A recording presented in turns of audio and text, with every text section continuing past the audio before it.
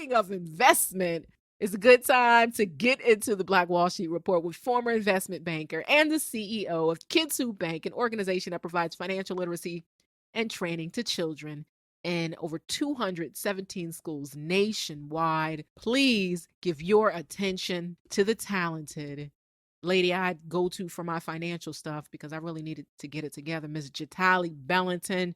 Email info@kidswhobank to get more info from Jatali. Maybe when she comes back from England. Jatali, what's going on, sis? I'm in London right now, back in the UK. Yay. Home. And so I'm always happy to be back and get to see some family and friends. And then going to be in about 5 other European countries before I come back to the States. So I'm excited. Wow. So what are you doing over there? I mean, you're visiting family or is this business? Business, but anything I do business-wise, I also make sure I add a little pleasure into it. But I'm speaking engagements, talking on economics, financial literacy, the importance of it around the world. Also speaking in regards to like tourism for people, African American, African European, African period around the world and the importance of Wow. them traveling into other countries or even working in other countries Wow. and their rights in other countries because oftentimes, they're not really spoken for. So it's been exciting to be in this platform now. Wow. And what countries are you hitting during this trip? So Spain, Portugal, Italy, Milan, Rome, and Capri, and France. Boss. Thank you. Boss. Thank you. Boss. Love it. Love it. Love it. I don't want to hold you up. What are you talking about today? What's the tip for this week? It's the year of the return. Everyone's been talking about Ghana and these West African countries, year of return. So we're talking about investing in 3 of these West African countries. And the reason why I thought this is important because just in 2018, during the China-Africa Cooperation Forum, China committed to $60 billion to invest in Africa. Wow. And if I'm not mistaken, they have invested billions, like $299 billion in the last 13 years in Africa. And I just always say, like, look at who else is investing in Africa. It's time for us to invest our dollars as well in Africa. Go back to Africa.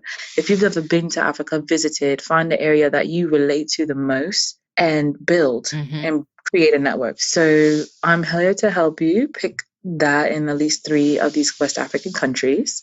So on the African side of me, I'm mixed with Cape Verde, which is off of Senegal and the Canary Islands, which is West African. So it's enough love for all my West Africans and Africans, period.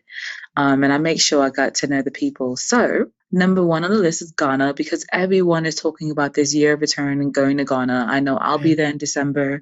A lot of people will be there in December.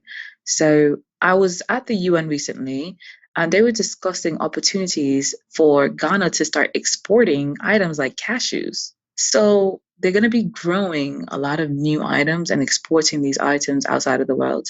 That to me in itself is epic. That is an investor's gold mine. I think this is something that people should really look into, especially when it comes to Ghana.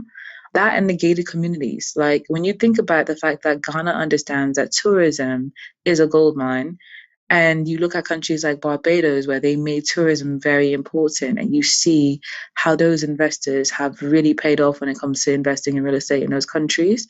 I really tell people, like, if you can buy right now is the time to buy in Ghana, because if this buzz continues, you're going to be a billionaire. Like, I can't see why you wouldn't be a billionaire if you invest in the right areas in Ghana. Rather it's Accra or Kumasi or one of these main areas, definitely look into it. The second country in West Africa I'm going to discuss is Nigeria, right? So we hear about Nigeria a lot. Lots of people know about like the negative things like Boko Haram and things of that nature. Nigeria is more than just that. It's such a very big country. And there's a lot of amazing things that they're doing, such as fintech companies. So fintech companies have been doing a lot in Africa. And in Nigeria, there's this one company that I like called Kudi. And they raised $5 million for their Series A, right? In literally, I think it's been 2 years, they raised this money. And I was one of the people who invested in them. So to watch them raise this money, and it's kind of like the Cash App of Africa, I guess you could say. They take out a lot of the issues with the banking system in the sense that before there were age limitations where you have to be between this age and that age. But like basically almost anyone can open up a Cuddy account.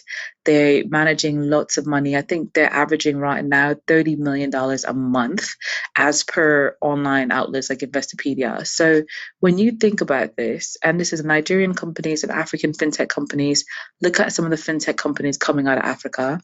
And third but not least, I want to, of course, drop Cape Verde. Okay. When we think as investors about countries, if a place takes tourism big, then I feel like we should look at sugarcane and places like that. So Cape Verde does sugarcane, coffee, and tea. And in the vegan community, those things are very big. So if someone wants to invest, I mean, what do they do? You can't go through the American stock market. So you literally go to the government themselves. The Board of Tourism alone have a lot of programs in sight for all of these countries to work with people like yourselves. interesting. So I would go to the tourism board for Nigeria or Ghana or Cape Verde and look into And see what opportunities they have available. That's one of the best ways to start. Fascinating. That's Jatali Bellanton with the Black Wall Street Report, always just stimulating my mind. I'm like, okay, when I'm gonna spend my money on in 2020. 2020 is African investment. That's where my head is right now. I fully agree. Well, thank you so much for having me, and I look forward to hearing from you guys. Thank you. Reach out. Have a safe trip. Thank you. See you soon.